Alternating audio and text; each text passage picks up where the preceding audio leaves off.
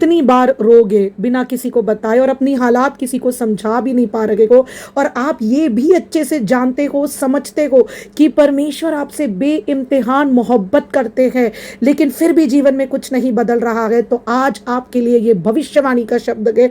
न्यायों की पुस्तक 10:16 कहता है, उसका प्राण व्याकुल हो उठा, क्योंकि परमेश्वर आपसे प्यार करते हैं। अब वो आपको इस हालात में नहीं देख सकते।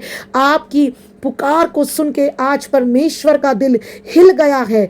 ध्यान से सुनिएगा, ये अंत नहीं है, ये एक मोड़ है। देरी टूटेगी, बंधन छूटेंगे, रास्ते खुलेंगे, क्योंकि आपकी पुकार ने स्वर्ग के द्वार को खोल दिया है।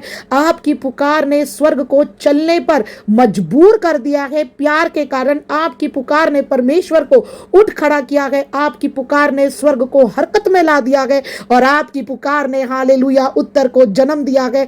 यीशु मसीह के नाम से इसे रिसीव करें। आमीन एंड आमीन।